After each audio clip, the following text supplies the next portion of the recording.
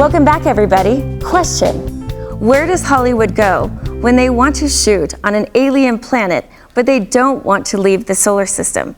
Answer: Goblin Valley. Today we take you to Goblin Valley State Park. And later in the show, climb with Sage, a fearless 10-year-old who will take us climbing in Big Cottonwood Canyon. But first, some call them mushrooms, some call them hoodoos. When we are at this state park, we call them goblins. Join me now for a walk among the goblins.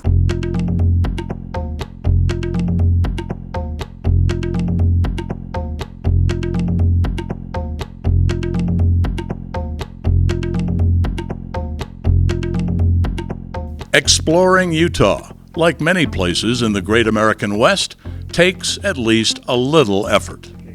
The geological treasures that adorn the landscape cannot always be accessed easily, but with a little effort comes great reward, and with a bit of preparation and an intrepid spirit, adventures await.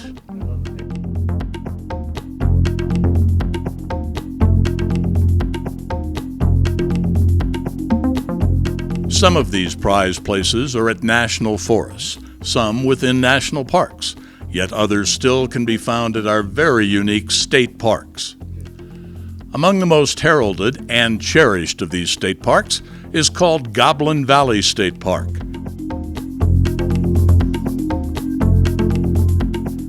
This is a place with no trails, no instructions on direction. Your path is a choose-your-own adventure. Take the road less traveled. Get out of your car and insert yourself into the landscape. Kind of have the idea that it's a go and do activities. We want to encourage people to do things. Whether it was one of our reservoir parks or we're one of our heritage parks, we want you to have hands-on experiences, and we're quite thrilled about the idea that you can go out there and have that hands-on experience. Eugene Wahlberg works for the Utah Department of Parks and Recreation. He spends many days at his desk in Salt Lake City or out giving interviews. But it seems he longs for the days when he lived farther south, among the red rocks and hoodoos of central Utah, where he spent 20 years as a park ranger.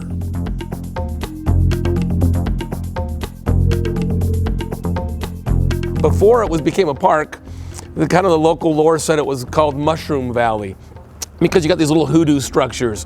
And so it's just these little, maybe you call them gnomes or hoodoos or mushrooms or goblins or whatever you want to call them.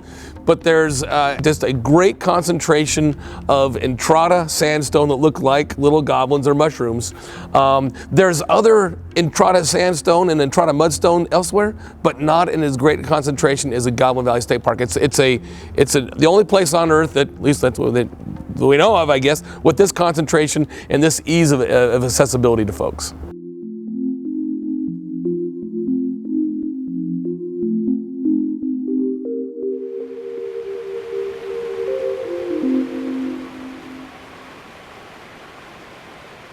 There is a fascinating archaeological history in this area, obviously different from most places.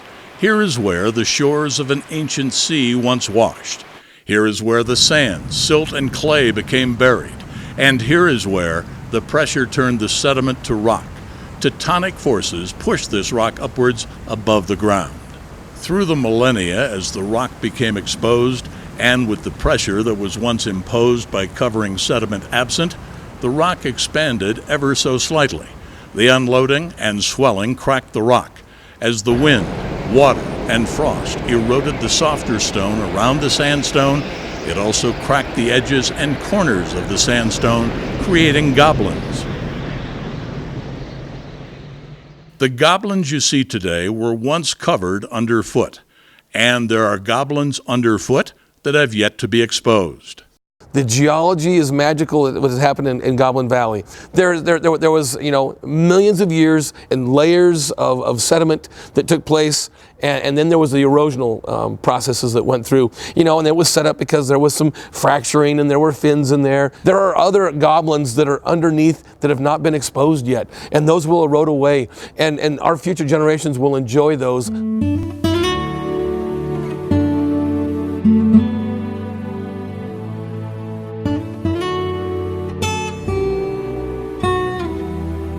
Goblin Valley State Park, one of 45 state parks in Utah, is located just southeast of the direct center of the state. The closest town is Hanksville, Utah, and while it might sound remote, it's not far south of Interstate 70, just over an hour's drive from the exit. From Salt Lake City, the average drive to Goblin Valley will be just over 2.5 hours.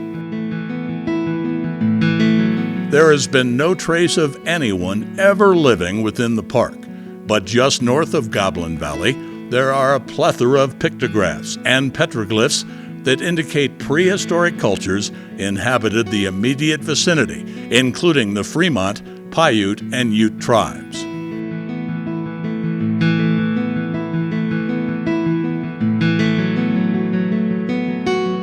Stay tuned. When we return, we will revisit some damage caused to Goblin Valley a few years ago by some destructive visitors.